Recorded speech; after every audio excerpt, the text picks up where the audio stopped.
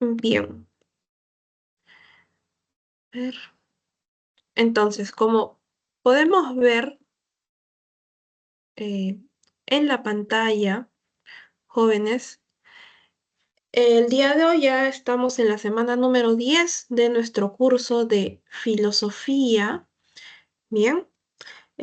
Como ya comentamos algunas semanas anteriores, un par de semanas anteriores, ya vamos a ver las disciplinas filosóficas, ¿correcto? Aquellas disciplinas filosóficas que en la primera semana de nociones preliminares de filosofía mencionamos, pero de manera muy superficial, ¿no?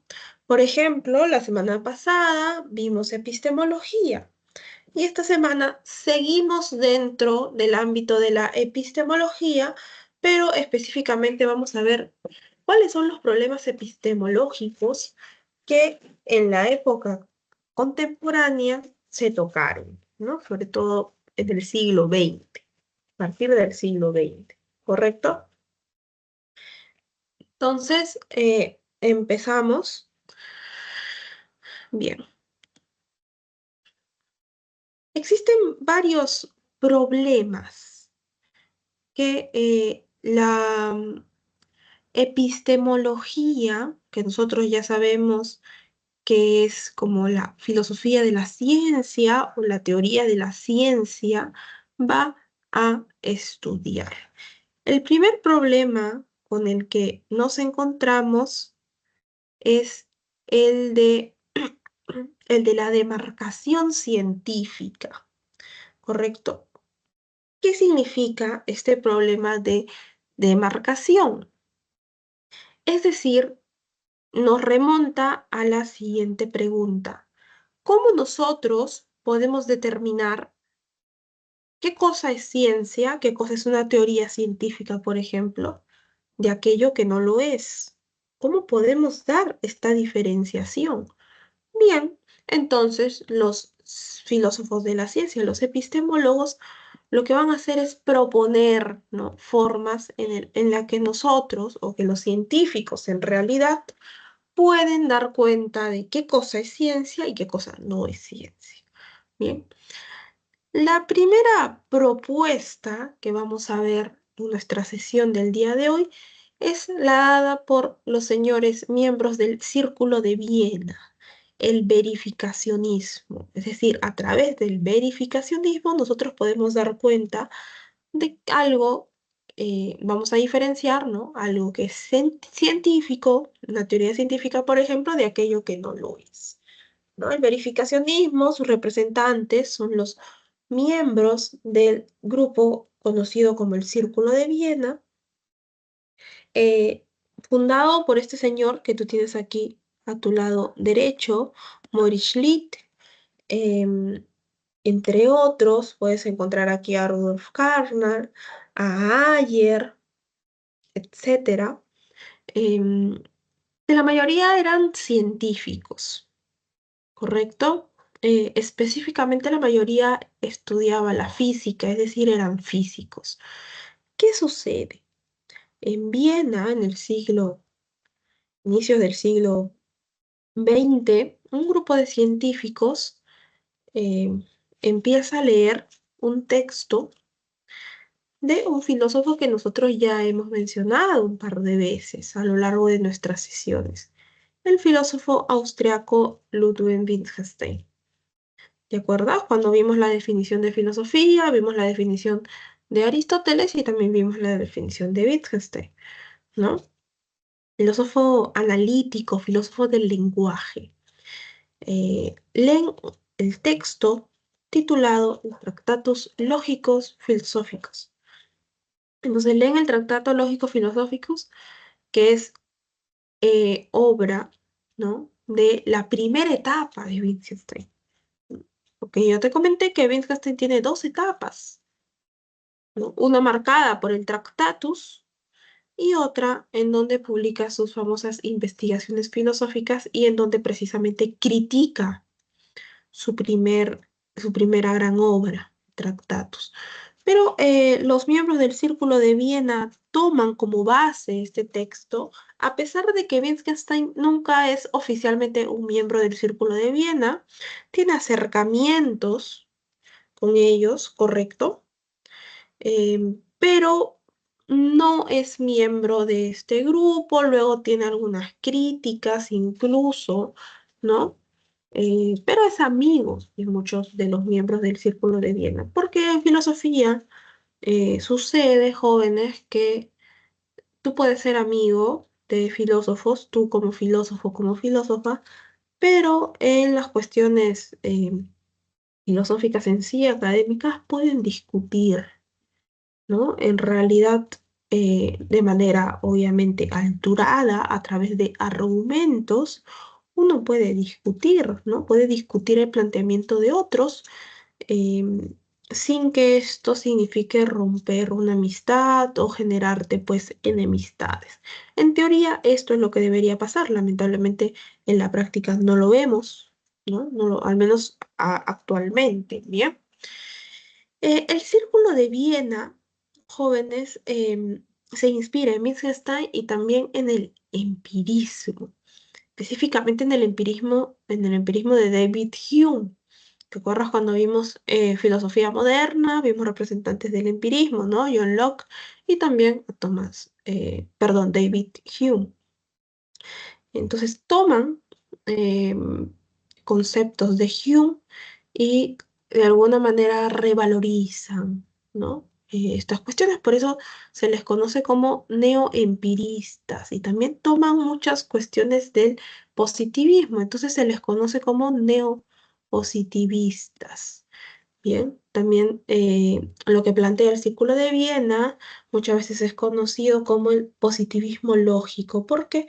Porque se basan en la lógica, ya que la mayoría venía de las ciencias, de una formación de ciencias, física, biología, sobre todo física, ¿correcto?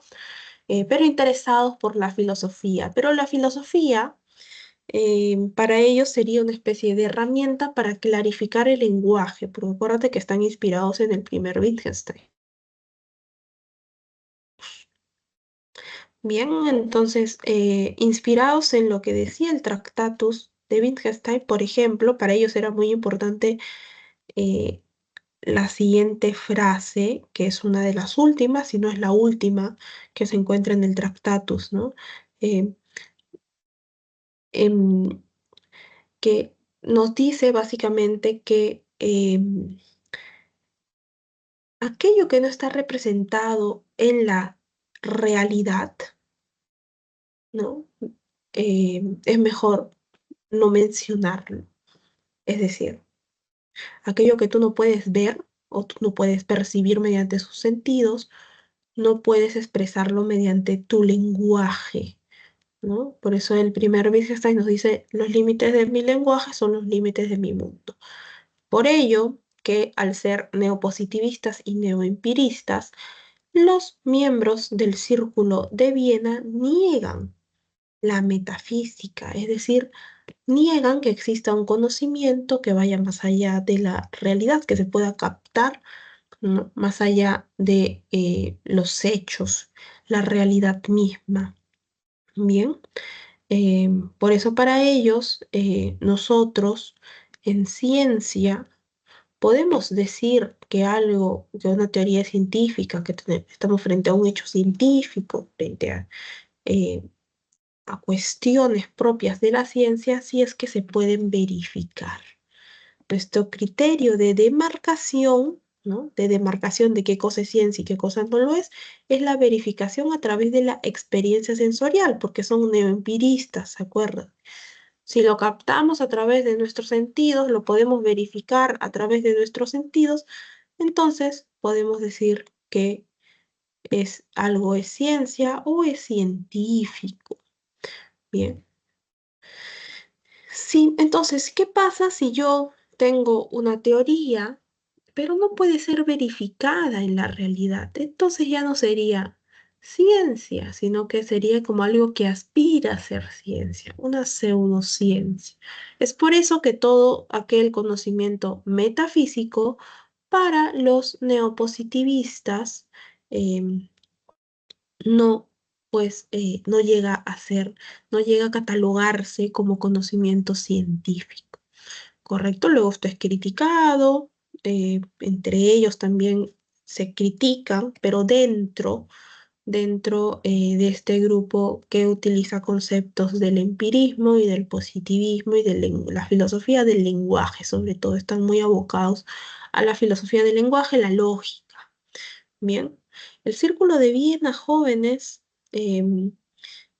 algunos años después de su fundación, se reunían cada semana ellos, ¿no? La mayoría eran profesores de universidad, pero a inicios del siglo XX, pues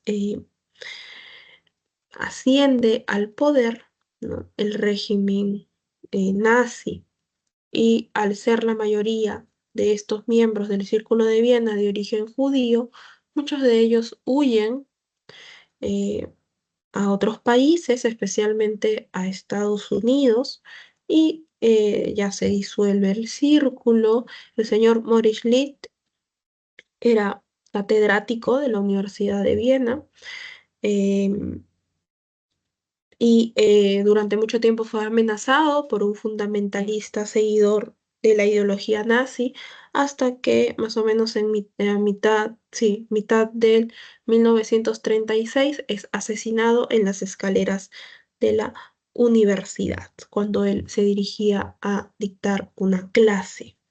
Bien, y esto ya marca de manera muy tajante el fin de este grupo de teóricos, filósofos de la ciencia, científicos, ¿no? Que ahondaban en estos problemas de la epistemología, ¿no? El ex estudiante de Schlick luego es capturado, pero posteriormente es liberado por el régimen, ya que se consideraba que lo que él hizo, asesinar a este catedrático, fue como una manera de erradicar el dogmatismo, el adoctrinamiento que no estaba pues de acuerdo con aquello que avalaba el régimen. Bien. Y bueno, entonces en este contexto entendemos cómo es que se plantea el verificacionismo como criterio de demarcación de la ciencia. Bien, ahora, qué otra propuesta hay? Luego del verificacionismo, nos encontramos con el falsacionismo o refutacionismo de el señor Karl Popper, también científico, filósofo de la ciencia, teórico de la ciencia. Bien, Popper tiene una especie de acercamiento al Círculo de Viena, eh, al inicio de su trabajo epistemológico, pero después se da un alejamiento con aquellas propuestas del círculo, ¿no? Mientras que los neopositivistas te decían que el criterio de demarcación científica es la verificación a través de los datos sensoriales, Popper dice que no, niega esta posibilidad.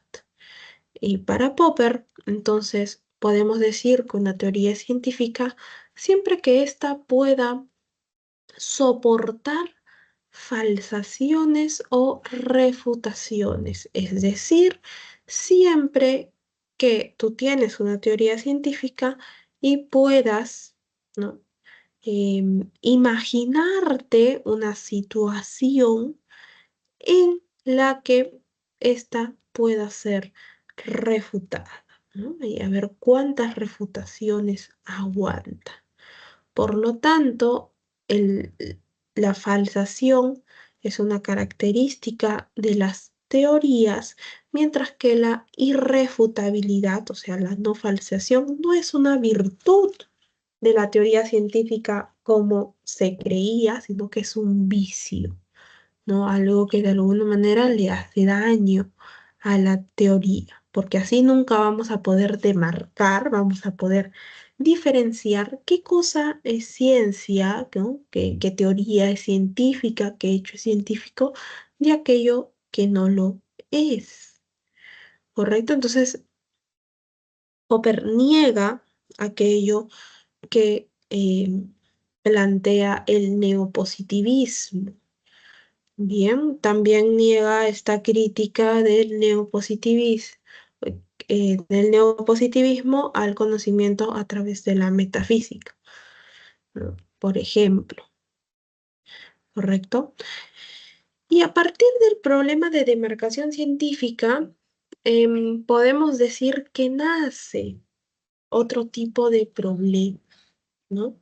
El problema del método. ¿Cuál es el método em, por el cual nosotros podemos ver el avance o el progreso de la ciencia? ¿Qué método debemos utilizar? ¿Te acuerdas quién es el padre del método científico? ¿Te acuerdas? Descartes. Descartes, ¿no? Entonces siguen por ahí, ¿no? Entonces, sí o sí, la mayoría de científicos acepta que la ciencia debe, pues, dotarse de un método. Pero ¿cuál es el método más adecuado? ¿No? También el Círculo de Viena, los representantes del Círculo de Viena y después Popper tienen cada uno su propuesta, ¿no? El Círculo de Viena propone, jóvenes, un método inductivo, ¿no? En general, básicamente, ¿qué cosa nos propone el método inductivo? Em, de hechos particulares, nos dice el método inductivo, podemos llegar a conclusiones generales. Y así es como trabaja la ciencia. La ciencia va a tener que captar hechos particulares para poder darnos conclusiones generales, ¿no? Por ejemplo, el clásico ejemplo de todos los cisnes son blancos. Todos los cisnes son blancos, yo voy a la realidad, ¿no? Y veo que, en efecto, ¿no? Em, todo cisne que yo puedo observar es de color blanco. ¿Y qué estoy haciendo allí? Estoy verificando, ¿no? A través de los datos sensoriales, que yo en este caso capto a través de mi visión. Bien, así es como los científicos em, pueden, pues, aplicar el método inductivo, ¿no? Cada caso particular luego es un conglomerado de datos que yo puedo extraer y puedo llegar a conclusiones generales, ¿no? Pero ¿qué pasa si, como vemos aquí, en algún momento puede aparecer un cisne negro, ¿no? Esta es como la contraposición que se le da a los miembros del Círculo de Viena, al neopositivismo, ¿no? Pero bueno, hasta que yo no encuentre, nos pueden decir unos miembros del Círculo de Viena, hasta que yo no encuentre, no pueda verificar que realmente existe un cisne de color negro, mi posición, ¿no? Mi enunciado, todos los cisnes son blancos, sigue teniendo vigencia. Pero precisamente por basarse, pues, en los datos sensoriales, ¿no? S- Este método tiene mucha crítica en tanto a sus limitaciones. Bien, digamos, sirve para ciertas aplicaciones, pero los científicos luego se valen de otro tipo de métodos para el avance, por ejemplo, de sus descubrimientos. ¿Correcto? Entonces, el método inductivo, aquí está el círculo de Viena. Bien, acuérdate, el círculo de Viena que también propone el verificacionismo como criterio de demarcación, entonces también propone el método inductivo, ¿no? ¿Cuál es el siguiente método para ver nosotros cómo es que avanza la ciencia?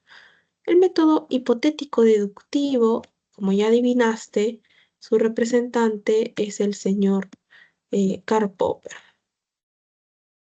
Bien, eh, critica el método inductivo, obviamente, ¿no? Y nos dice que en realidad em, estos datos que nosotros podemos obtener a través de nuestros sentidos, por ejemplo, los datos observacionales, ¿no? El ir a la realidad, no nos sirve para llegar a conclusiones generales, sino que nos sirve para la refutación, para la falsación. ¿Recuerdas que su criterio de demarcación científica es el falsacionismo? Bien, entonces los datos observacionales, aquello que nosotros captamos con nuestros sentidos, nos va a servir para la refutación, no para una conclusión o una confirmación. Bien. Em, y este es la estructura básica, podemos decir, del método hipotético deductivo.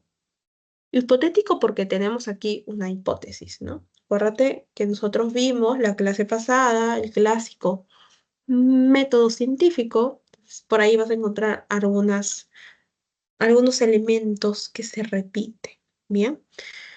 Pero va a plantear lo siguiente. Tú tienes un problema.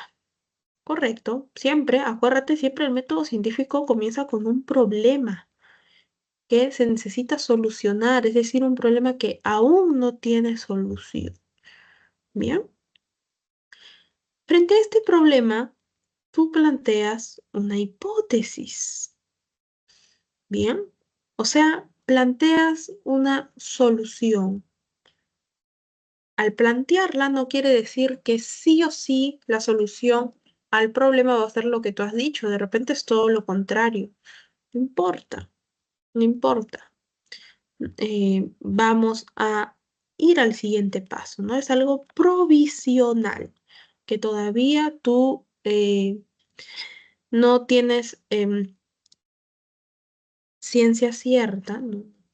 De que realmente tu hipótesis puede solucionar el problema, o lo va a hacer. Entonces, deduces aquí las consecuencias de la aplicación de tu hipótesis en la realidad, ¿no? Por eso es hipotético deductivo. De hipótesis pasas a la deducción de consecuencias que puede tener tu hipótesis. Bien, acuérdate, por eso se llama hipotético deductivo. Luego de esta deducción de consecuencias, tú vas a la contrastación. Contrastación en la realidad misma, ¿no? Los datos observacionales contrastas en la observación. Y esta contrastación te puede llevar por dos caminos. Confirmas, ¿no? Confirmas 100% que tu hipótesis resuelve el problema y la ciencia a esta confirmación posteriormente le da la categoría de ley, que ya resuelve el problema. Y así alguien más va a querer y va a decir, ah, bueno, encontré el mismo problema. Bien, le voy a dar una hipótesis, voy a ir a la deducción de consecuencias de la... No. Ya no tienes que seguir todo este camino, porque si es el mismo problema, yo ya confirmé una ley para resolverlo. Pero ¿qué pasa cuando falsas, cuando refutas la hipótesis? Bien, volvemos a plantear otra. Bien. Y este volver a plantear otra hipótesis es lo que lleva a Popper a decir que la ciencia, si bien apunta a un progreso, también es una búsqueda sin término. ¿Qué quiere decir, profesora, que la ciencia es una búsqueda sin término? Que en algún, o sea, la ciencia apunta, por ejemplo, ¿no? Frente a un problema, a conocer la solución o a conocer la verdad de las cosas, ¿no? Así al 100%. Pero Weber te diría, nunca vamos a lograr eso, porque la ciencia es un conjunto de conjeturas hipótesis, podríamos darle ese nombre a estas conjeturas, ¿no? Hipótesis para resolver un problema, y refutaciones. Refutaciones a tu hipótesis a través de la contrastación. Entonces, este esquema, ¿no? Que en realidad te lo estoy presentando de manera muy básica, bien, es algo que siempre se va a repetir en la ciencia.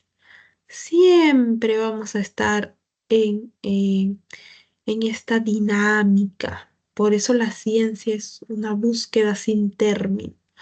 Para Popper, si tú quieres conocer la verdad, ¿no? Tú como especialista en cierto tipo de ciencia, nunca vas a tener, nunca vas a obtener esta verdad 100%, te diría Popper. Porque a través del conocimiento científico nosotros llegamos a una aproximación nada más. Siempre se nos va a escapar la verdad así 100%. Bien, entonces para Popper es eso, acuérdate, no existe una llegada 100% totalmente al conocimiento, específicamente al conocimiento científico. Siempre nos vamos a quedar por ahí unos pasos por detrás, a pesar de que dediquemos toda nuestra vida restante a la solución de un problema, por ejemplo, en la ciencia. Popper es una empresa en vano porque no vamos a poder resolverlo. Bien, entonces, hasta aquí todo claro, jóvenes, podemos avanzar. Sí, profesora. ¿Sí? Bien, correcto. Entonces, luego, bueno, mm, quiero comentarles algo eh, después de esto. Cuando Popper plantea su método hipotético deductivo y plantea su falsacionismo, eh, no lo tenemos en la separata, pero es importante conocer cómo es que avanza este falsacionismo también. Se presenta una propuesta, eh, un señor llamado Imre Lakatos, también filósofo de la ciencia, que de alguna manera para él perfecciona o da un énfasis sofisticado al falsacionismo y plantea un falsacionismo sofisticado, llamando al falsacionismo de Popper falsacionismo ingenuo. Bien, entonces Lakatos propone una estructura mucho más complicada, mucho con más elementos, ¿no? En el falsacionismo como para proteger la hipótesis para que no pueda ser falsada tan fácilmente. Pero dentro de todo esto nos ejemplifica lo siguiente, jóvenes. Es decir, que existen dentro de las propuestas siempre posibilidad de perfeccionarlas, ¿bien? Porque esto es una característica de la ciencia que va a tomar también la epistemología.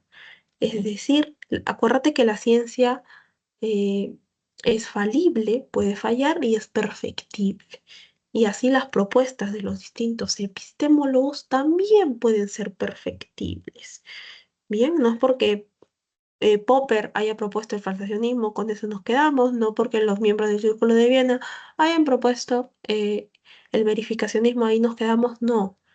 Dentro de ellos también existen distintas miradas, distintas propuestas em, posteriores, ¿no? A partir de los mismos conceptos, ¿correcto? Entonces, luego de ver el método hipotético deductivo, ya llegamos a un epistemólogo muy interesante y muy polémico también, el señor Paul Feyerabend. ¿Qué nos dice Feyerabend? Para Feyerabend, en primer lugar, no existe esto que se plantea como progreso en la ciencia. La ciencia no apunta a un progreso, ¿no? Si se quiere una evolución del conocimiento científico. Bien, porque Feyerabend encuentra una característica que él considera errónea en la ciencia, que es la siguiente, jóvenes, ¿no? Durante mucho tiempo nos han dicho que la ciencia mm, está como en una especie de pedestal, ¿no? Es un conocimiento así casi absoluto, del que no debemos dudar. Si la ciencia lo dice, debe ser cierto. Ni siquiera tiene espacio para que tú la cuestiones o cuestiones este conocimiento científico. Pero ¿qué nos dice Feyerabend? Es mentira, porque es verdad o no que la ciencia es una creación del hombre, del ser humano, que nace hombre como ser humano. Sí, ¿no? La ciencia es una creación del ser humano, exacto. Bien, pero los mitos, el pensamiento mitológico también es una creación del ser humano, ¿o no? Sí, también. Y si ambas son creaciones del ser humano, ¿por qué siempre, por ejemplo, ¿no? Actualmente em, encontramos como más seria, por ejemplo, la medicina tradicional basada en ciencia, y que encontramos como, o pensamos que es menos seria la medicina alternativa, por ejemplo, que se basa en curaciones a través de plantas, ¿no? O está, hay una nueva corriente que te habla de curar algunas afecciones a través del pensamiento, a través de, no sé, la lectura de cartas, de ver tus vidas pasadas. Eso también es creación del ser humano, igual que la ciencia. ¿Por qué consideramos que una es más seria, ¿no? Que una debe ser tomada de manera más seria, ¿no? Y las otras no. No, la ciencia es uno de los tantos tipos de pensamiento que a lo largo de la humanidad han sido creados por el hombre. Entonces no tiene un índice de diferenciación entre los otros tipos de pensamientos humanos, ¿no? Es así que para Feyerabend eh, no existe ni un progreso ni un método específico para la ciencia. Bien, al, el científico al no seguir un método, entonces puede seguir cualquier cosa, sí. Para demostrar algo, puede hacer lo que quiera. Por eso en la investigación científica, ¿no? En la investigación que va a seguir el científico, todo vale con tal de que demuestre su hipótesis. Todo vale, porque finalmente la ciencia es creación del hombre mismo, del ser humano mismo, entonces puede hacer lo que quiera, ¿no? ¿Y por qué Feyerabend llega a este posicionamiento, profesor? Estaba mal, Feyerabend, no sé, se peleó con algunos científicos, el tipo era desequilibrado, ¿qué pasaba? ¿No? Porque es medio raro que plantee este anarquismo epistemológico. Bueno, tiene su razón de ser. Bien, para Feyerabend, em, este conjunto de reglas, este planteamiento de métodos, ¿no? Que nosotros ya sabemos que son aceptados primero por una comunidad científica, y luego el científico, la científica debe aplicar este conjunto de reglas, de conceptos, de hipótesis básicas, de método, ¿no? Para obtener conocimiento científico. Esto en realidad le ha quitado libertad y eh, creatividad al científico, ¿bien? Como que lo ha enfrascado, ¿correcto? Y a pesar de que nosotros hemos dicho que, por ejemplo, el conocimiento científico, y esto es una característica que toma de la ciencia, a pesar de que hemos dicho de que este conocimiento es objetivo, es verdad o no es verdad que al ser una creación del ser humano, la ciencia también puede tener sesgos ideológicos, políticos, ¿no? Que responden a intereses ideológicos, políticos, económicos, culturales, por ejemplo, ¿no? ¿Es verdad o no es verdad? Entonces, Feyerabend te pregunta eso y muchos van a decir, bueno, sí, es verdad, ¿no? Actualmente, por ejemplo, muchos laboratorios, ¿no? Muchos científicos que trabajan en laboratorios deben acceder a especies de becas o financiamientos de empresas privadas para desarrollar sus descubrimientos, estudios, experimentaciones. ¿Y tú crees que la mayoría de empresas privadas, muchas muy grandes, transnacionales, lo hacen porque son caritativas? Entonces nos puede llevar a preguntarnos eso, ¿no? ¿Por qué lo hacen? Porque vieron pobrecito el científico, pobrecitos estos científicos, vamos a ayudarlos. Mm, ¿Tú crees que por eso invertirían una gran cantidad de dinero? No son algunos dólares nada más, es una cantidad fuerte, ¿no? No, probablemente no. Probablemente tengan intereses por allí detrás. Bien, entonces lo que dice Feyerabend es precisamente esto, encuentra este problema, ¿no? Porque obviamente los científicos tendrían que cumplir con ciertos parámetros que te da pues la comunidad científica. Esto significa una inversión de dinero, tiempo, etcétera, etcétera. Pero si nosotros nos despojamos de todo ello y le damos una vuelta anarquista a todo esto del método y de las reglas, el científico es más libre, tiene libertad, puede trabajar solamente aspirando a obtener este conocimiento científico. Si nos deshacemos de instituciones como la comunidad científica, el científico ya no va a tener necesidad de ser aceptado, de aquello que dice, ¿no? Que sea aceptado por la comunidad científica misma. Bien, entonces esta es la razón de ser de el planteamiento anarquista epistemológico de Feyerabend, la libertad de los científicos para poder realizar su trabajo, ¿no? Al entender a la ciencia como uno de los tantos tipos de pensamientos que ha desarrollado el ser humano, ya le quitamos como este hábito de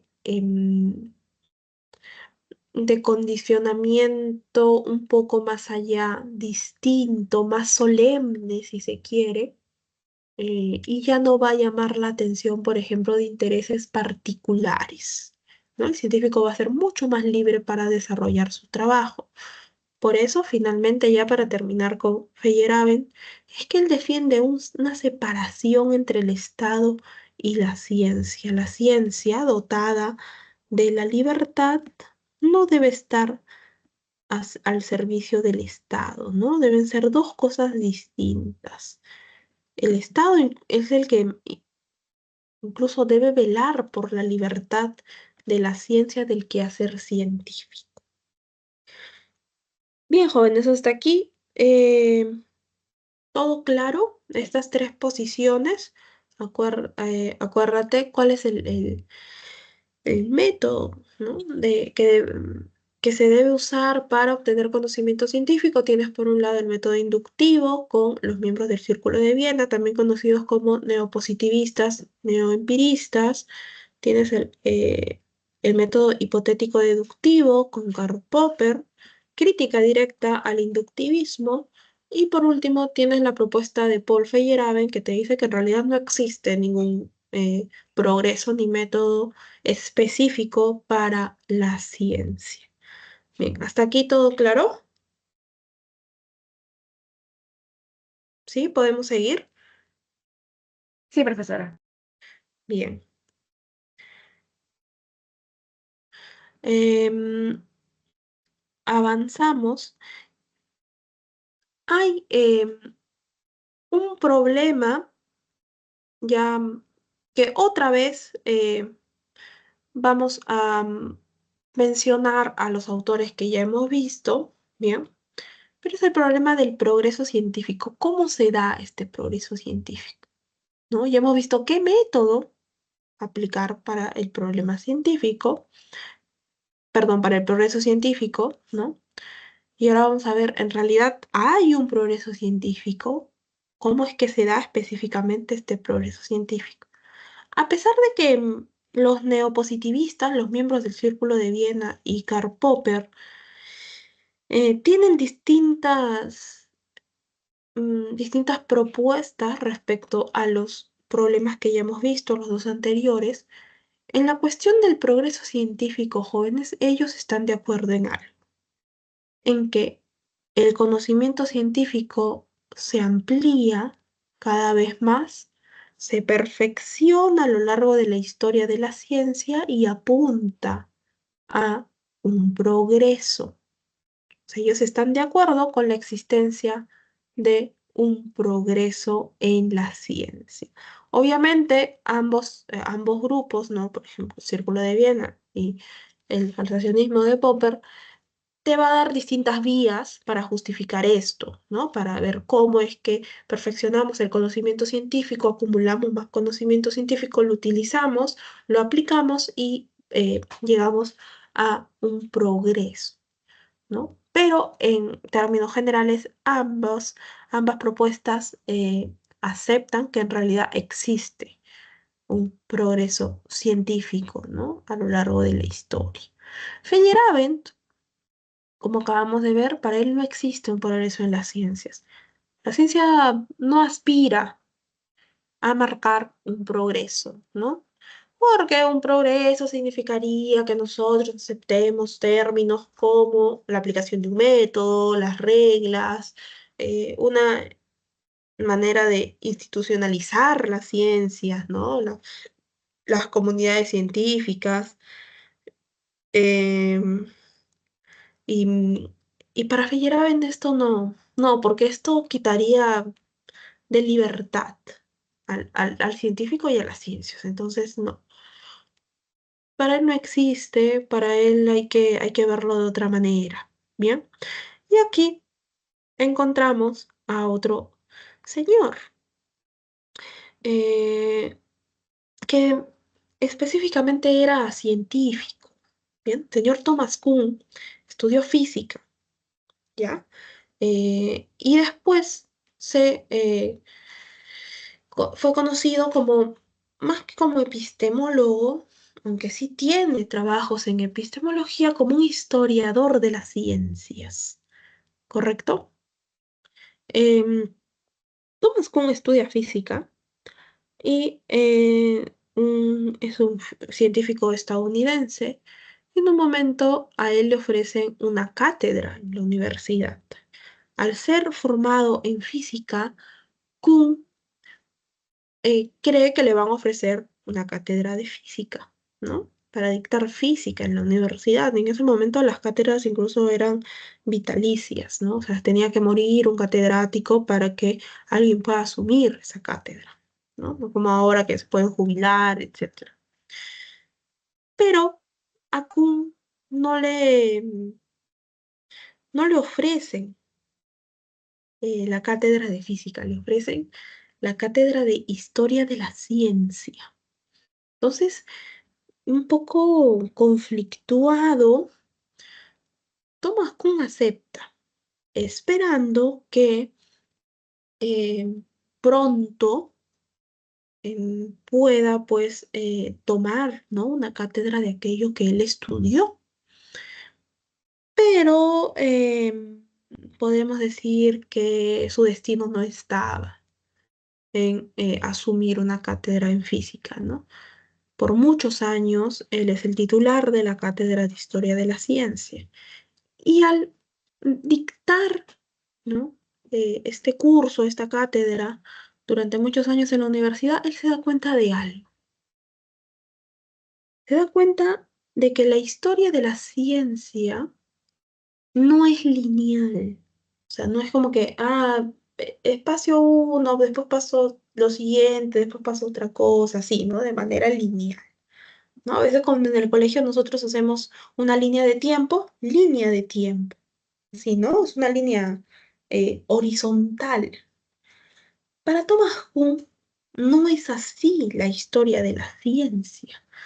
La historia de la ciencia para Kuhn se da a partir de revoluciones científicas. Bien, como anteriormente, ¿no? Alguien nos dice em, que la historia de la humanidad es la historia de las revoluciones, ¿no? De la lucha de clases, ¿no? Podemos de alguna manera relacionarlo con la propuesta de Kuhn en que la historia de la ciencia está compuesta por revoluciones científicas. Y en esta propuesta kuhniana llega una palabrita, un concepto que, valga la redundancia, revoluciona todo el estudio de la historia de la ciencia. Paradigmas. Antes de Kuhn nadie había hablado de un paradigma. ¿Qué cosa es un paradigma? Bien. Em, Kuhn va a plantear el concepto de paradigma y nos va a decir lo siguiente, jóvenes. Un paradigma es un conjunto, si se quiere, de reglas, ¿no? De pasos que debe aplicar la ciencia o el científico para obtener conocimiento científico, de hipótesis básicas, de leyes, de teorías. Todo aquello que compone la ciencia está sí, imagínate, ¿no? En una bolsa grande vas a poner todo ello y esto que engloba todo es un paradigma. El paradigma está aceptado por la comunidad de científicos. Y por ejemplo, si yo científico quiero realizar una experimentación, estoy probando una hipótesis, debo ir al paradigma que actualmente está aceptado y tomar, por ejemplo, las reglas, ¿no?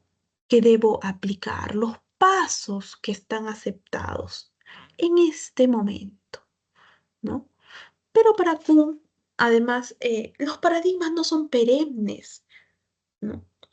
La ciencia, a la ciencia, mm, con la historia de la ciencia componerse de revoluciones científicas, es obvio que estos paradigmas van a cambiar.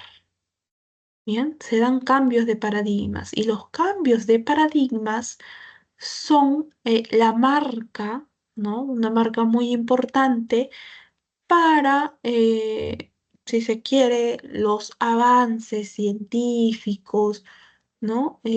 Los hitos de la ciencia, ¿no?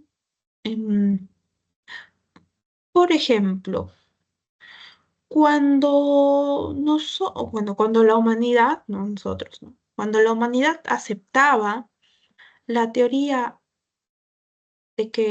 la teoría de Ptolomeo, ¿no? Que se estuvo en boga muchos, muchos años, de que la Tierra era el centro del universo y alrededor de ella giraban los planetas y el Sol. Luego, ¿no? Em, Después de muchos años llega una nueva teoría, ¿no? Que nos dice, en realidad, a través de ciertos estudios, comprobaciones, eh, la Tierra no es el centro del universo, es el Sol. Y alrededor del Sol giran los planetas, incluidas la Tierra. Teoría heliocéntrica, perdón, la otra era la geocéntrica, ¿no? Esta nueva teoría, ¿no?, heliocéntrica, trae consigo muchas leyes, trae consigo una nueva manera de ver el universo. No viene solita, porque trae consigo un nuevo paradigma. Bien, y allí nosotros podemos ver que realmente hay cambios de paradigma en la ciencia. Bien, según Kuhn, si nosotros tomamos el lenguaje que nos plantea Kuhn, ¿correcto? Em, y así, pues, a lo largo de la historia de la ciencia se han dado cambios de paradigma, bien, a través de las revoluciones. Ahora, Kuhn, avanzamos, Kuhn nos va a plantear el ciclo de la ciencia, conocido como el ciclo de Kuhn. ¿Ves? ¿Te das cuenta? Kuhn no te plantea un avance así, ¿no? Desde aquí hasta aquí. No, sino su avance es cíclico, circular, ¿no? Es revolucionario. Bien. Primero, a ver, un minuto, tenemos el, em, la ciencia normal, digamos. Este va a ser nuestro inicio, ¿ya? La ciencia normal. En la etapa de ciencia normal está aceptado un paradigma, un conjunto de leyes, teorías, métodos, hipótesis básicas, ¿no?, con los que los científicos pueden trabajar. Bien, perfecto, ¿no? Pero ¿qué sucede? ¿No? Ahora, esto obviamente es una cuestión, jóvenes, este cambio de paradigmas, esta revolución en la ciencia, no es algo que se da en semanas o meses o en un par de años, nada más. Ya es algo que toma muchos, muchos años, ¿no? Imagínate cuántos años pasaron para dejar la teoría geocéntrica de Ptolomeo y pasar a aceptar la teoría heliocéntrica, ¿no? Pasaron muchos años, un montón. Entonces, suele ser así, ¿bien?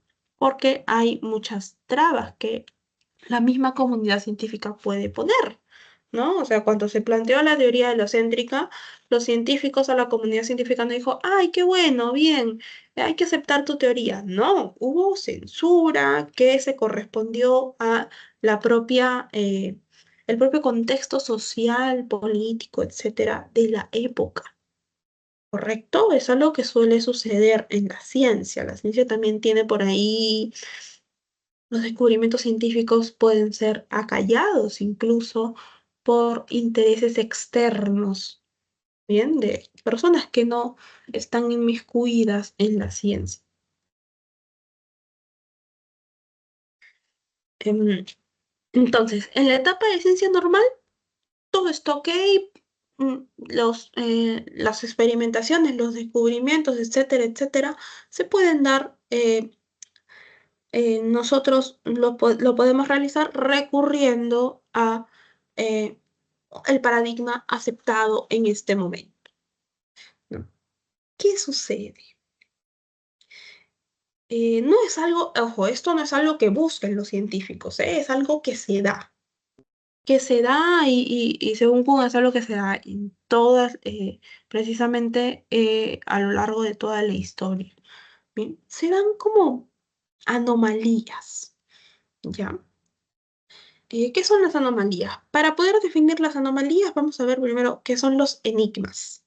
Bien, para Kuhn es normal, dentro de todo, que cuando un grupo de científicos está trabajando con un paradigma, se presenten ciertos enigmas, es decir, ciertos problemas. Bien, se presentan ciertos problemas que los científicos pueden resolver. Son como estructuras que eh, sirven de ayuda, de alguna manera, ayudan a que los científicos puedan expandir y perfeccionar el paradigma. Bien, Bien, entonces se presenta un enigma, los científicos trabajan con las herramientas que tienen a mano en esta etapa de ciencia normal con su paradigma y lo resuelven, correcto, y siguen trabajando. Pero luego aparece algo que Kuhn va a llamar anomalías. Bien. Y estas anomalías, a diferencia de los enigmas, ya no pueden resolverse con las herramientas que me va a brindar el paradigma. Bien. Los científicos van a intentar resolver.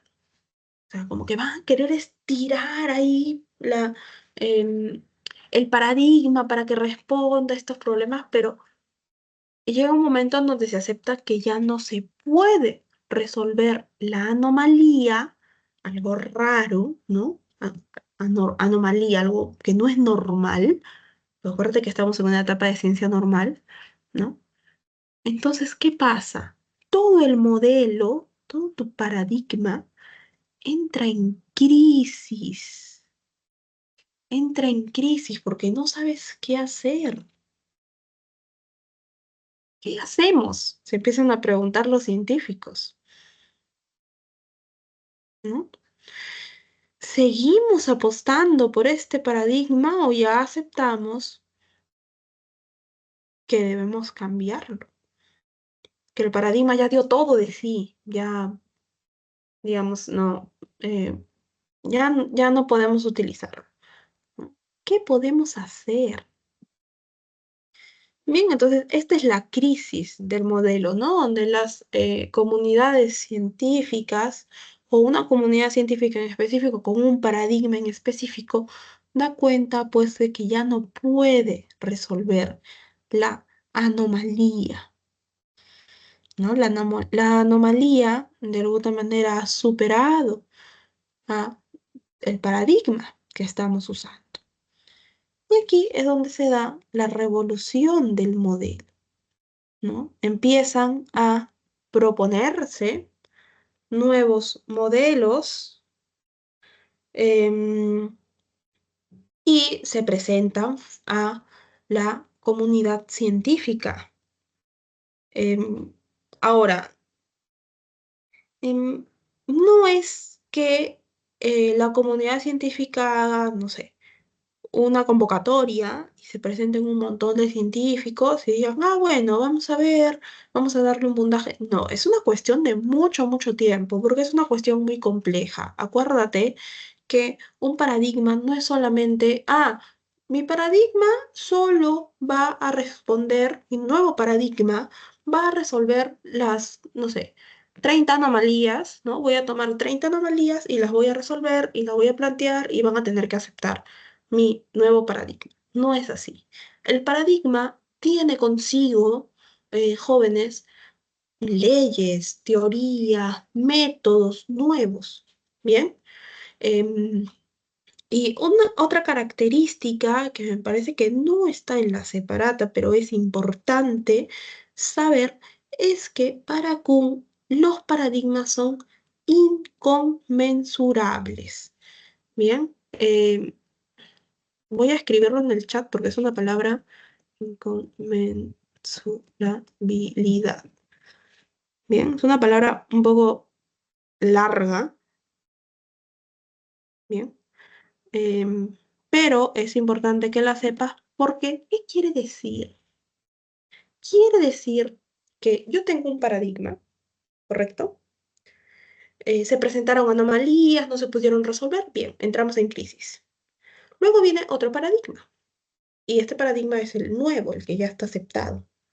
Mi paradigma de alguna manera está como guardado en la historia de la ciencia. ¿Sí? Pero ¿qué pasa si alguien, imagínate un científico viene y dice, no, ¿sabes qué? Yo quiero tomar el paradigma anterior y quiero hacer una fusión entre los dos paradigmas.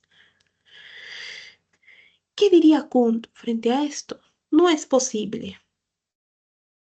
¿Por qué? Porque son inconmensurables. ¿Qué quiere decir inconmensurables? No se pueden comunicar entre sí. Paradigma 1 tiene ciertos conceptos, cierta teoría, cierta ley que precisamente toma ciertas palabras. Bien, estas palabras tienen ciertas definiciones. El paradigma 2 puede tener la misma palabra, pero esa palabra no es posible que no tenga la misma definición ni la misma manera de ser utilizada. Por lo tanto, no existe una comunicación entre paradigmas. Bien, hay un corte en el cambio de paradigma, hay un corte en la revolución científica. No es una acumulación y que el paradigma puede ir creciendo, no importa, le pongo otro nombre, pero en esencia es el mismo. No, existe una característica de inconmensurabilidad entre los paradigmas. Por eso es que es tan importante este planteamiento de revolución científica que nos da Kuhn para la ciencia, ¿no? Porque antes se creía que la ciencia era acumulación, acumulación, acumulación, pero Kuhn te dice, no, en realidad es revolución, es un cambio así tajante. ¿Correcto? Entonces, cuando damos la revolución del modelo, ya no tomamos en cuenta el modelo, el paradigma anterior, llegamos a el cambio de paradigma. Se acepta el paradigma nuevo, ¿bien? Aceptamos el paradigma nuevo, ¿y qué pasa? Este paradigma nuevo, por un tiempo puede ser conocido como el nuevo paradigma, ¿no? Pero después toma el nombre del paradigma normal, de la ciencia normal, ¿no? Y luego va a pasar otra vez por todas estas fases, jóvenes. Se van a presentar enigmas, los científicos van a poder resolver, van a poder perfeccionar y ampliar su paradigma, se van a presentar anomalías, que este paradigma que en su momento fue nuevo, ya no va a resolver, va a entrar en crisis, se va a dar una etapa de revolución del modelo, ver qué paradigma puede abarcar todas las características de esta ciencia específica en donde se va a dar el cambio, etcétera, etcétera. Es un ciclo, si te das cuenta, ¿no? El paradigma que en un momento logró vencer todas estas fases, hasta llegar aquí, que es la última, la quinta fase, ¿no? En algún momento va a ocupar el espacio que ocupó el paradigma que venció de alguna manera. Si tú fuiste el paradigma vencedor en alguna etapa de la historia de la ciencia, vas a ser el paradigma que va a ser olvidado, ¿no? Suena un poco como, ah, qué triste, lo van a olvidar. Bueno, sí, pero eso va a pasar. Eso va a pasar. En la historia de la ciencia, eso es lo que pasa, según Thomas Kuhn. ¿Correcto? Hasta aquí, jóvenes, todo claro. Esto es muy importante y tiene que quedar claro. ¿Está todo claro? ¿Podemos seguir?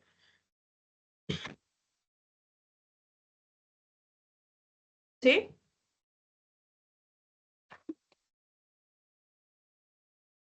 Bien. Entonces, este es el ciclo de Kuhn. Acuérdate, la historia de la ciencia no es lineal, es una historia de revoluciones científicas que significan cambios de paradigma. Es una historia cíclica.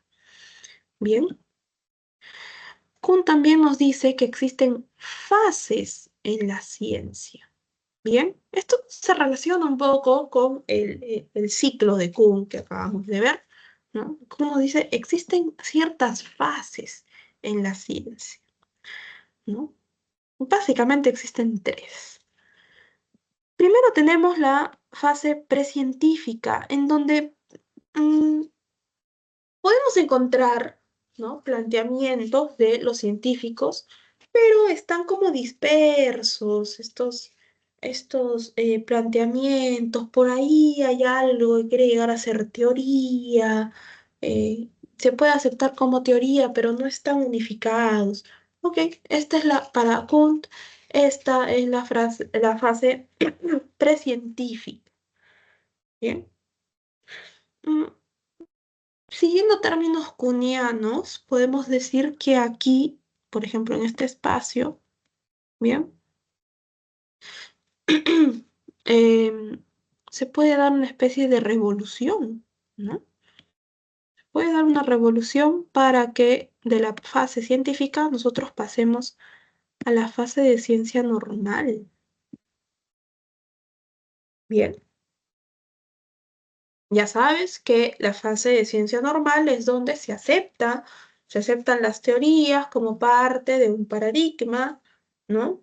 Dentro de la fase de ciencia normal también encontramos el nacimiento de enigmas, ¿no?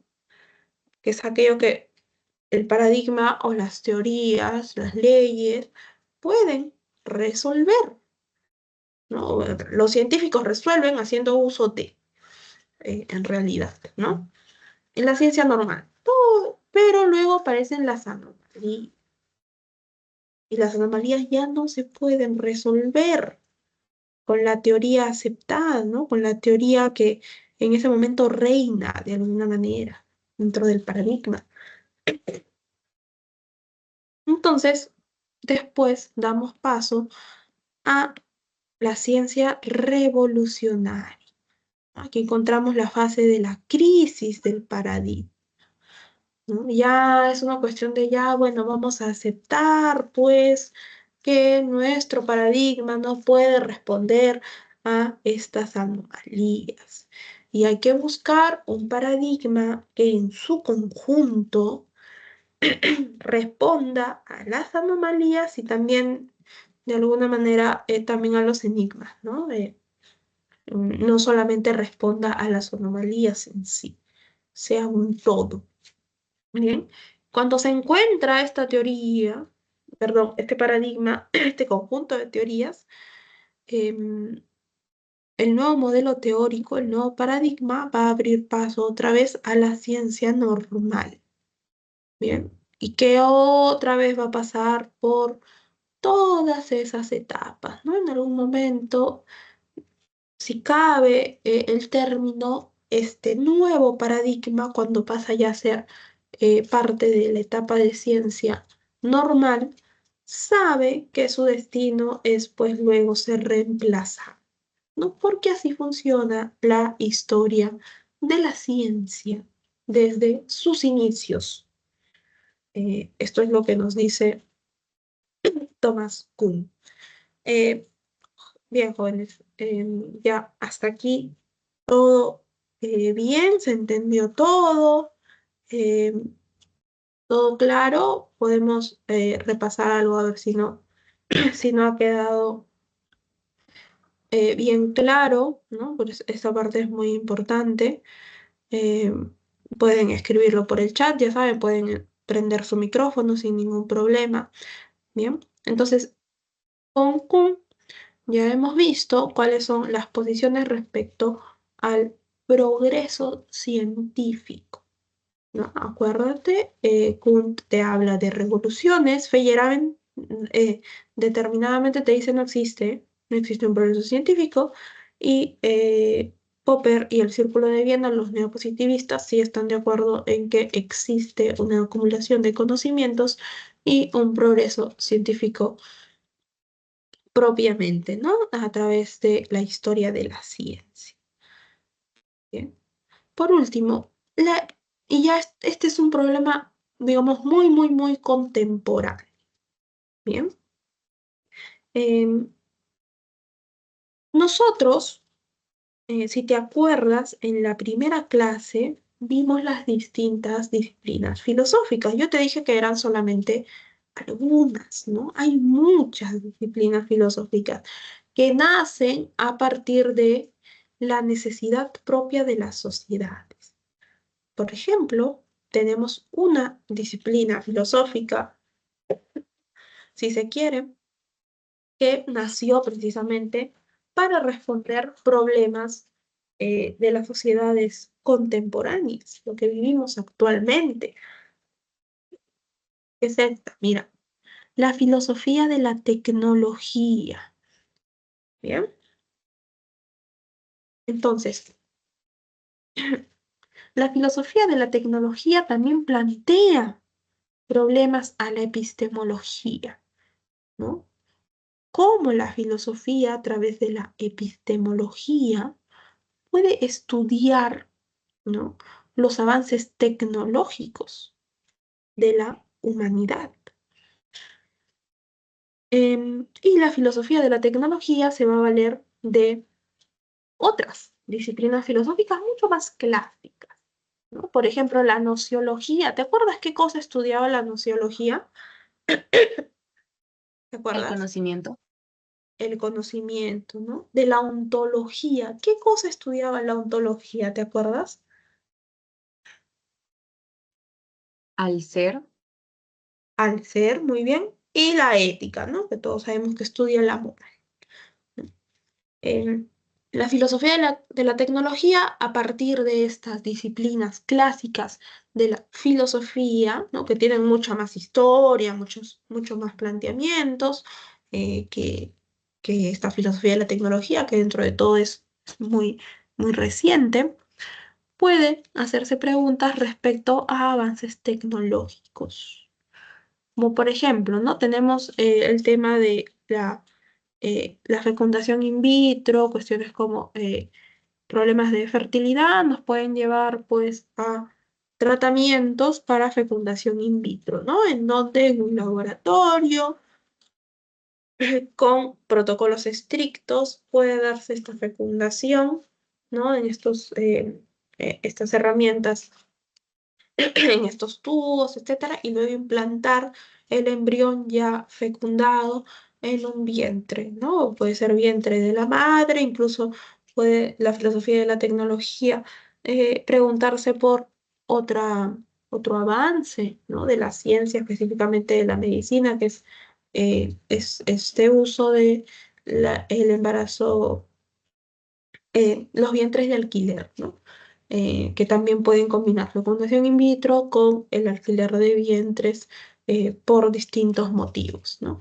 A partir de esto, la filosofía de la tecnología respecto a la fecundación in vitro, por ejemplo, si tomamos las prácticas de la fecundación in vitro, pero luego de esta fecundación, ¿no?, de óvulo y espermatozoide, podemos, los científicos o los médicos en específico, lo que hacen es implantar este embrión en em, o, una mujer, la mujer que no dio el óvulo, sino en otra, ¿no? Eh, pueden hacer preguntas como, entonces nosotros, ¿cómo definimos quién es la madre, ¿no? ¿La que da el óvulo o la que gesta? Pues la que gesta finalmente va a ser la que va a parir al bebé o a la bebé, ¿no? Entonces, a partir de allí se pueden hacer este tipo de preguntas, filósofos van a tener distintas posiciones, van a tomar distintos conceptos, le van a dar carga a estos conceptos, cómo es que cada uno entiende ello, ¿no? Por ejemplo, también es algo que hoy se estudia mucho respecto al avance de la tecnología para usos militares, ¿no? Usos castrenses.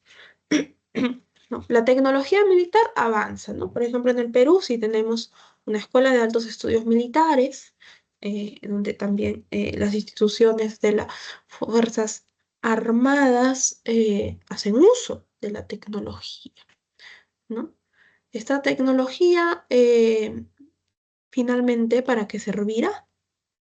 ¿No? La ética puede entrar allí a tallar, ¿no?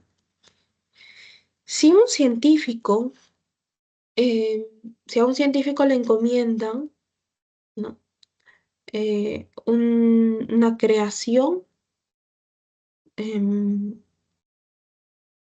y esta termina siendo utilizada por el ala militar, por ejemplo, para exterminio de comunidades, para destrucción de ecosistemas.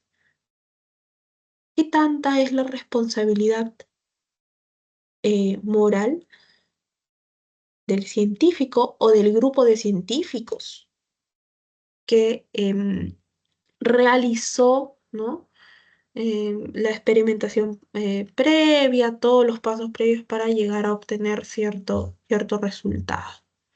Tienen una responsabilidad, ¿no? O no la tienen, su responsabilidad se limita a todo lo que hicieron dentro del laboratorio, están de alguna manera protegidos por eh, em, los pasos del método que aplicaron, por, no sé, un reglamento que tienen, por ejemplo, si son químicos, ¿no? Por el reglamento de el Colegio Profesional de Químicos, etcétera, etcétera, ¿no? Todas estas preguntas podemos plantearlas desde la filosofía, específicamente la epistemología, en relación a la filosofía de la tecnología. Y así, cuando se den muchos avances tecnológicos, la filosofía de la tecnología lo que va a venir es a hacerse preguntas. Si se quiere, a incomodar. Sí, la filosofía es incómoda. La filosofía al científico le va a hacer preguntas que tal vez no quiere escuchar, pero que los filósofos de la ciencia, los epistemólogos, consideran necesarias, ¿no? Para, por ejemplo, clarificar cuál es su función dentro, como su función como científicos, pero también dentro de la sociedad, ¿no? Porque no podemos negar que los avances tecnológicos, los avances de la ciencia, también tienen influencia dentro de los avances propios de una sociedad, ¿no? Propios de una época.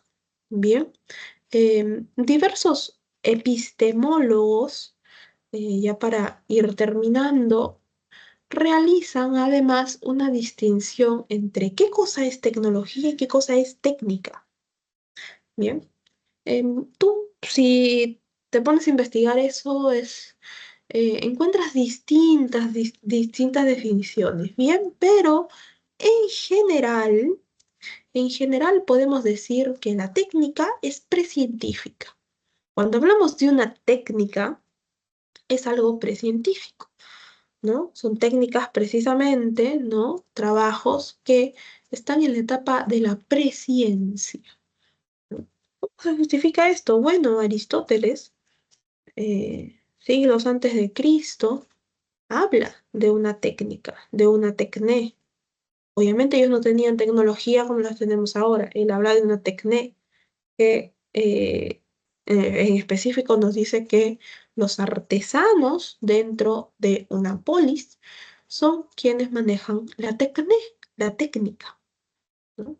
Para realizar distintos objetos.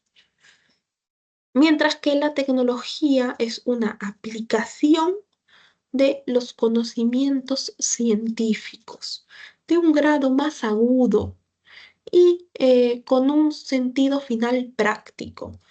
En teoría, a lo que va a responder la tecnología es pues a tomar los conocimientos de la ciencia, ciencias teóricas, ciencias formales, ciencias fácticas, acuérdate que eso ya lo vimos, ¿no? Ciencias aplicadas, ¿no? Las ciencias aplicadas apuntan a la creación de tecnologías. ¿Te acuerdas que lo vimos la semana pasada? Bien. Entonces, esta es su razón de ser, ¿no? Tomar el conocimiento científico para crear tecnología que, al menos en teoría o básicamente, lo que se pretende es que estas nuevas tecnologías sean un aporte para facilitar y mejorar la vida del ser humano. ¿Se cumple siempre? Bueno, esta es una pregunta que también pueden, a la que pueden dar distintas propuestas de respuesta los epistemólogos dedicados específicamente a la filosofía de la tecnología, entrelazados con otras disciplinas como la ética, como la filosofía política, etcétera, etcétera. Bien, jóvenes, hasta aquí todo claro,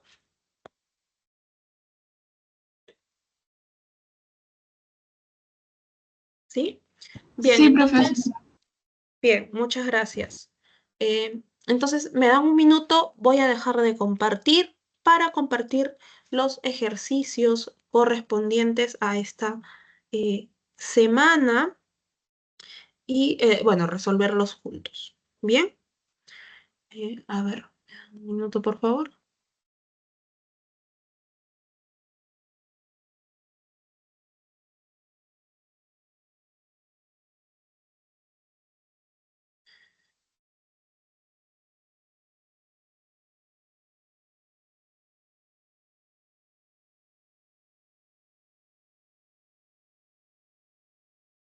Bien, ¿me confirman si logran ver el documento? ¿Se puede ver? ¿Sí? Sí, Mi, sí se puede ver. Ok, bien, entonces comenzamos. Lectura complementaria. Nos dice lo siguiente. Se puede considerar la ciencia del Renacimiento como la continuación directa de la cosmología griega de los jónicos y los pitagóricos, los platónicos y los aristotélicos, los atomistas y los geómetras. El método de Galileo y de Kepler es el método crítico, racional, hipotético de estos precursores suyos. Las hipótesis se inventan y se critican. Bajo la influencia de la crítica, se modifican. Cuando las modificaciones resultan insatisfactorias, se las descarta y se producen nuevas hipótesis. Un ejemplo típico es la cosmología geocéntrica tolemaica, con sus modificaciones e hipótesis auxiliares. Cuando fueron demasiado engorrosas, Copérnico redescubrió la cosmología heliocéntrica de Aristarco. La hipótesis heliocéntrica también llevó a su vez a graves dificultades, pero se resolvieron triunfalmente gracias a Kepler y Newton. Así, el método de la ciencia consiste en proponer con audacia hipótesis tentativas y someterlas a contrastaciones críticas. Desde Einstein sabemos que no pueden llevar nunca a la certeza. Pues ya sea que Newton tenga razón o que la tenga Einstein, de este hemos aprendido al menos una cosa, que también la teoría de Newton es solo una hipótesis, una conjetura, y tal vez falsa, a pesar de su increíble éxito de predicción, una predicción de máxima precisión de casi todos los fenómenos astronómicos del sistema solar. Es el texto de Karl Popper. Bien.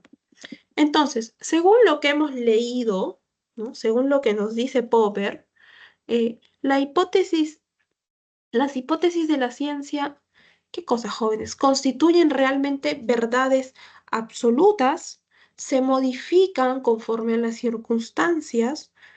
Las hipótesis de la ciencia, si son verdaderas, pueden predecir hechos, deben ser siempre criticadas o contrastadas o nos conducen normalmente a una certeza real. ¿Cuál sería la alternativa correcta? ¿Cuál creen que es la alternativa correcta? Según lo que hemos leído aquí en Popper. La letra B, se modifican conforme a las circunstancias. ¿Por qué se modifican? Aquí nos dicen que se modifican las hipótesis. Se modifican en tanto ya está aceptada una teoría. Pero lo que encontramos en este extracto de Popper es que las hipótesis tienen una característica principal, que son primero llevadas a la contrastación. Acuérdate su método hipotético deductivo, ¿no? Y luego también son criticadas. Además, acá hay algo muy importante, ¿no? Para Popper, acuérdate que nosotros nunca podemos llegar a la certeza. Por eso siempre está la capacidad de criticar las hipótesis de la ciencia. Para Popper, nosotros no vamos a llegar nunca a la certeza de la verdad en la ciencia. Siempre nos vamos a aproximar. Bien, una predicción, ¿no? Podemos tener una predicción de máxima precisión, así, pero nunca 100%. Bien, entonces, según Popper, según esta parte de su libro El mito del marco común, las hipótesis deben ser siempre, tienen esta característica de ser siempre criticadas o contrastadas. Bien, lectura complementaria, entonces alternativa letra D. Bien, entonces bajamos hacia los ejercicios de clase. Bien. Considerando los siguientes enunciados, señale cuáles contienen información adecuada referida al verificacionismo como criterio demarcatorio. O sea, el verificacionismo, acuérdate, lo que vimos, verificacionismo, círculo de Viena, neopositivismo, ¿no? Enunciado 1. Paul Feyerabend fue un defensor del verificacionismo. Enunciado 2. Solo la refutación confiere carácter científico a las teorías.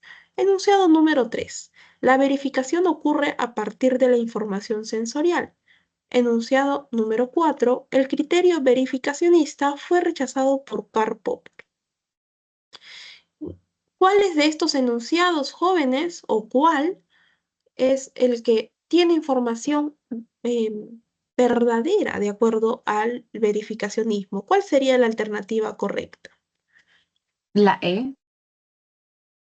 La letra E, ¿no? ¿Feyerabend fue un defensor del verificacionismo? No. Feyerabend es un anárquico epistemológico. Acuérdate, él niega la posibilidad de un método, de reglas, de progreso de la ciencia, entonces no. Solo la refutación confiere carácter científico a las teorías. No, esto es el falsacionismo, ¿no? El refutacionismo de Popper. Entonces, no. Sería así, la letra E, ¿no? La verificación ocurre a partir de la información sensorial, siempre nos dicen datos sensoriales.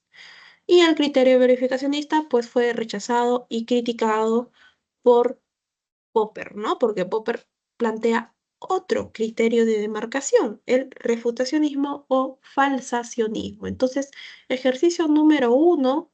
Alternativa correcta, letra E. Ejercicio número 2. Nos dice, Juan, un técnico electricista, es un ferviente admirador del terraplanismo o la teoría de la Tierra plana. Por este motivo, sigue con bastante regularidad los argumentos terraplanistas por Internet. Bien. En las redes sociales y considera que las afirmaciones científicas en contra del terraplanismo son solo creencias muy arraigadas en la comunidad científica y aceptadas por muchos. La postura de Juan es concordante con qué posición, jóvenes, con el refutacionismo de Karl Popper, con el verificacionismo de Rudolf Carnap, con la postura anarquista de Paul Feyerabend, con el realismo crítico de Mario Bunge o con el antirrealismo de Larry Laudan. ¿Cuál es la alternativa correcta? ¿No? Juan es terraplanista, ¿no? Y dice que las críticas al terraplanismo son solamente creencias pues que están aceptadas por la comunidad científica y por lo tanto todos la aceptan, ¿no? ¿Quién diría sí, Juan tiene razón? ¿Popper, Carnap, Feyerabend, Bunge o Laudan? ¿Cuál alternativa sería la correcta? ¿Cuál creen ustedes? ¿Qué epistemólogo nos dice que la ciencia es una creencia más del ser humano como otras tantas? Feyerabend. La C. Feyerabend, ¿no? La C. Feyerabend, sí, la letra C, ¿no? Es una creencia más, ¿no? ¿No? Feyerabend diría, bueno, ¿por qué tú tanto criticas a los terraplanistas? Ellos están creyendo eso, ellos creen que la Tierra es plana, así como tú crees en la teoría de que la Tierra es pues redonda, tiene la forma redonda y es achatada en sus polos. ¿No? Ellos creen eso. Ahora, que ellos lo demuestren, ¿no? Que vean la manera de demostrar que la Tierra es plana, déjalos, ¿no? Es tan válida su postura como la tuya, ¿no? Te diría Feyerabend. Entonces, la alternativa correcta es la letra C del ejercicio número 2. A ver, ahora, seguimos, ¿no? En la segunda mitad del siglo XIX, para explicar la existencia de las diversas especies que habitan el planeta, el naturalista inglés Charles Darwin propuso su teoría de la evolución, mediante la que describe cómo en la naturaleza hay una permanente lucha por la vida y cómo sobreviven los más aptos. El también inglés Herbert Spencer reinterpretó socialmente el evolucionismo y posteriormente, a partir de este darwinismo social, en la Alemania imperial apareció la ideología de la superioridad y la inferioridad de las razas. Esta afirmación supuestamente evolucionista, desde la óptica de la falsación, acuérdate la falsación de Popper, ¿qué puede pasar?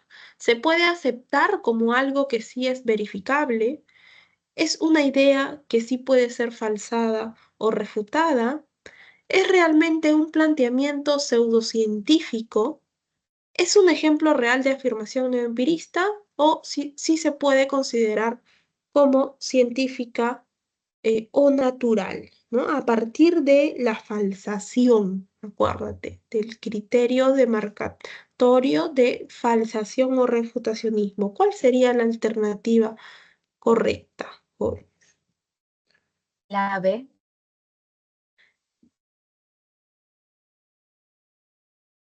¿Cómo puedes falsar el darwinismo social que plantea Spencer, ¿no? De que existe una raza superior a otras?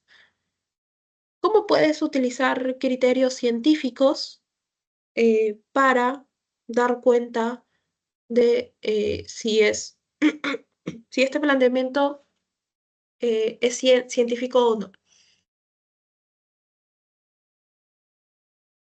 Popper, jóvenes, em, siguiendo a Popper, podemos decir que primero vamos por pasos, ¿no?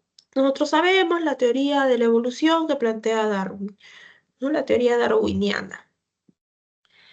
Mm, Y luego esta teoría es tomada por distintos pensadores y aquí llega la figura de Spencer. Spencer toma la teoría de la evolución de Darwin y la lleva pues al espacio de la sociedad, ¿no? De las ciencias sociales. Y después es donde ya pues aparece esta cuestión de la teoría de una ideología de superioridad de razas, que unas son superiores a otras, ¿no?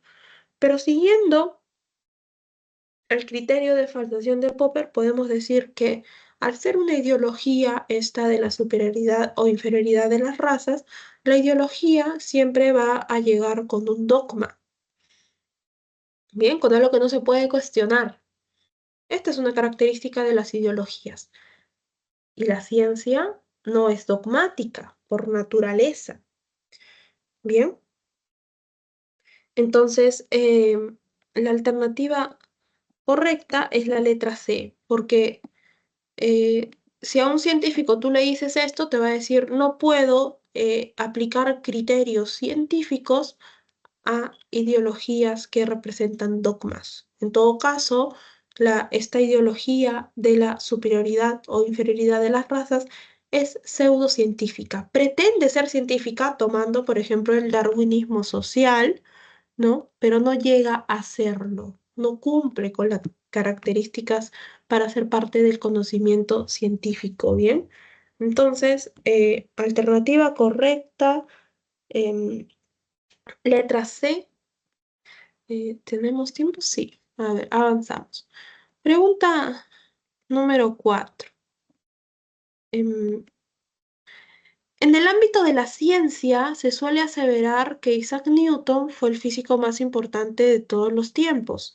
Esto debido a que combinaba armoniosamente la observación experimental y el cálculo matemático.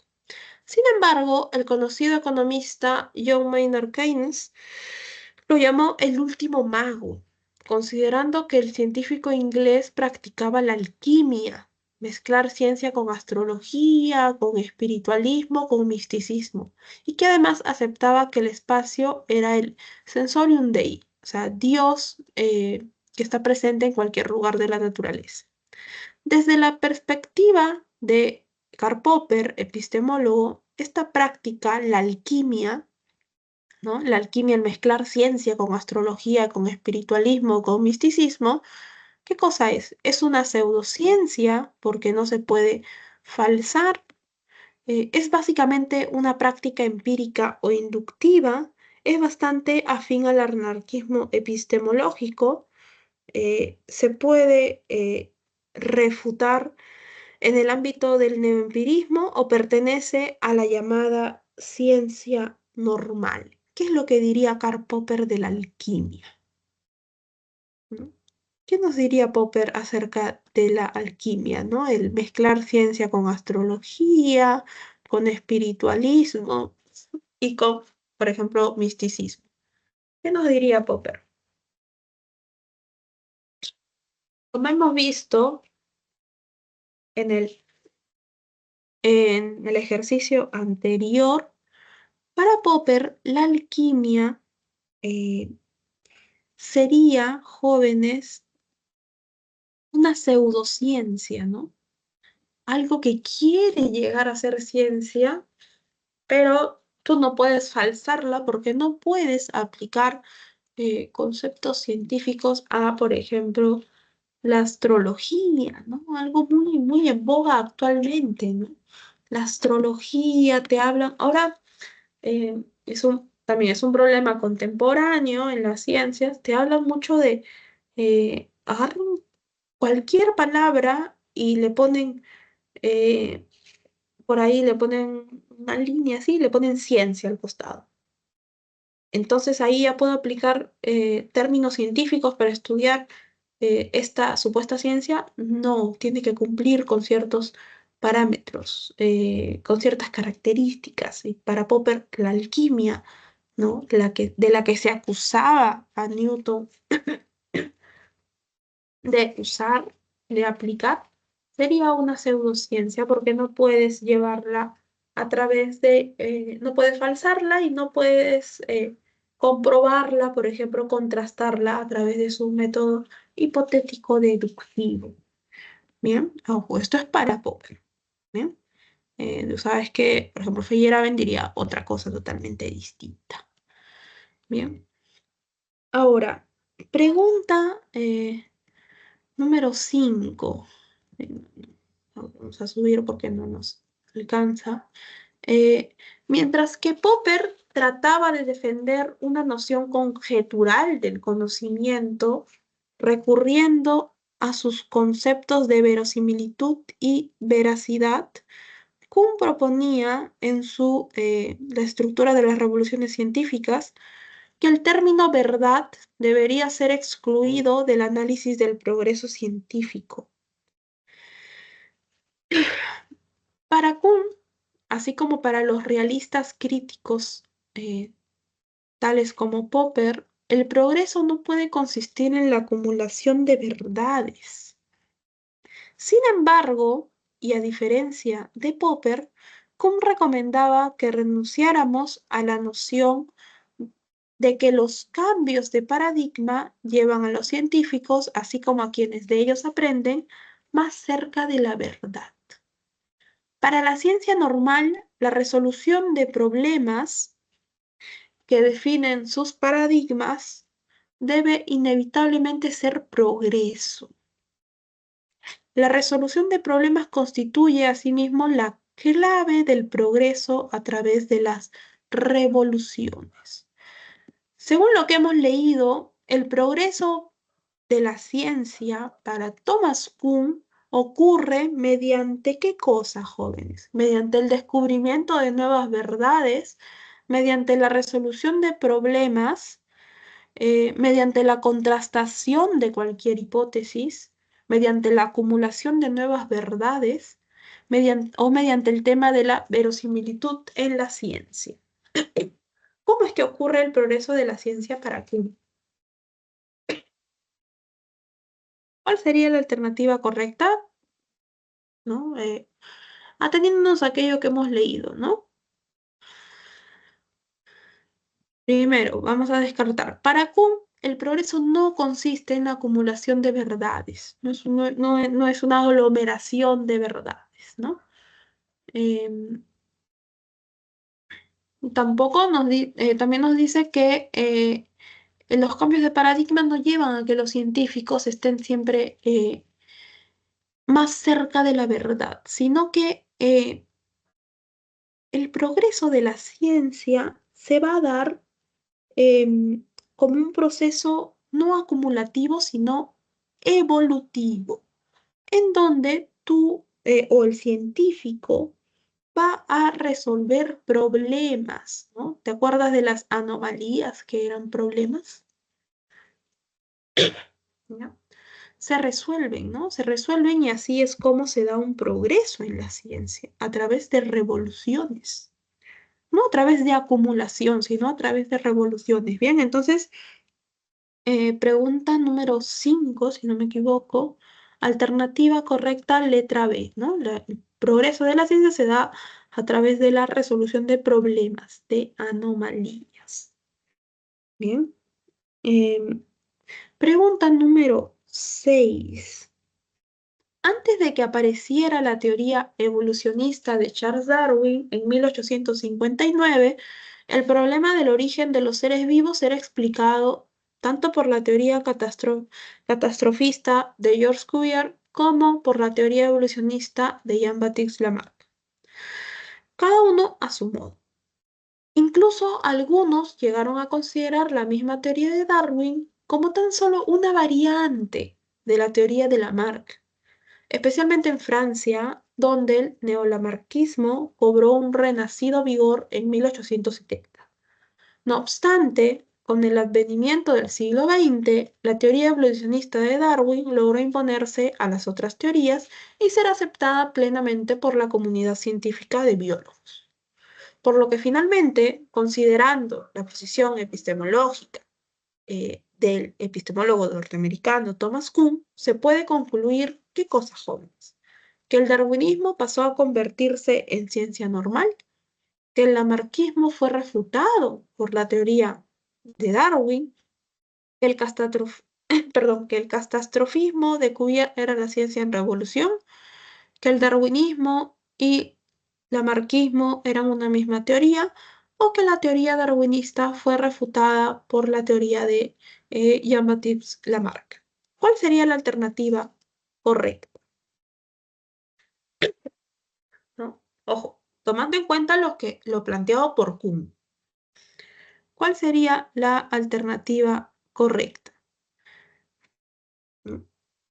Con esta historia de cómo es que se acepta la teoría evolucionista de Darwin, ¿no? Aquí te está diciendo, en 1859, ¿no? Aparece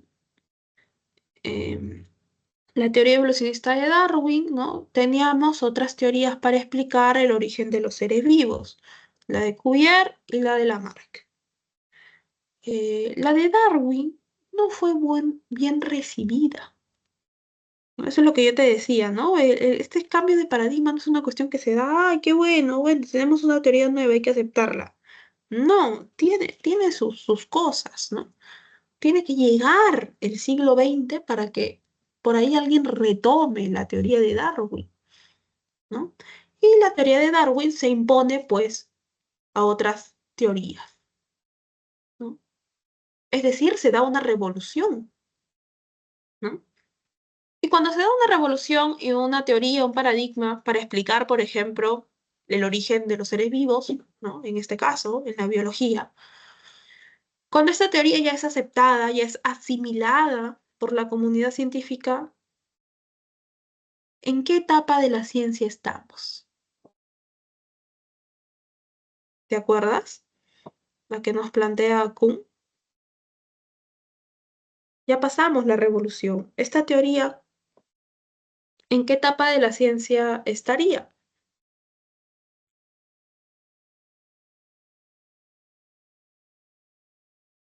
¿No? Ya es aceptada, ya la van a aplicar en los experimentos, en sus papers, ¿no? Van a analizarla. ¿En qué etapa estaríamos?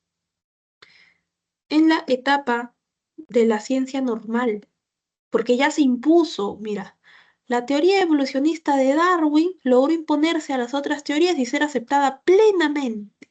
Tuvo que pasar mucho tiempo, ¿no? Tuvo que llegar el siglo XX, pero se impuso finalmente, ¿no? Se impuso frente a otras porque seguramente el neolamarquismo cayó en crisis, por ahí se dio una anomalía, tú sabes, ¿no? Se dio una anomalía en la historia de la ciencia, según Kuhn, y alguien por ahí dijo, ah, mira, pero en tal época, ¿no?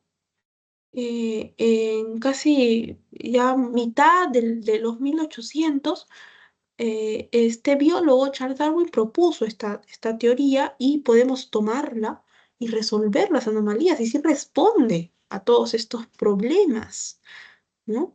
Y así es como la teoría de Darwin pasa a convertirse como el paradigma aceptado por la comunidad científica de biólogos e inaugura una nueva etapa de ciencia normal.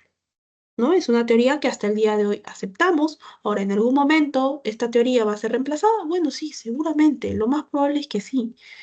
Pero no se sabe si es en el futuro próximo o debemos esperar que pasen muchos, muchos años.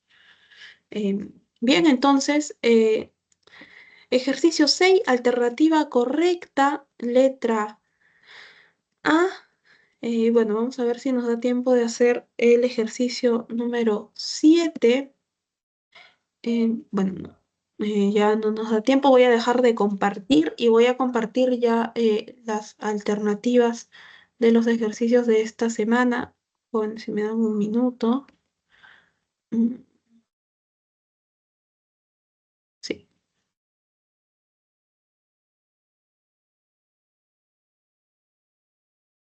Bien, entonces tienen en su pantalla em, las alternativas de los ejercicios, de algunos que hemos desarrollado hoy y de los siguientes, ¿no? De la lectura complementaria y de los 8 ejercicios correspondientes a esta semana. Bien, jóvenes, entonces ya con la clase del día de hoy, semana número 10, cerramos pues los temas pertenecientes a la epistemología. Nos vemos en la siguiente clase, el siguiente jueves, para seguir viendo otra disciplina filosófica. Bien, entonces le deseo buen día, buenas tardes y hasta la próxima sesión. Muchas gracias, profesora. Chao.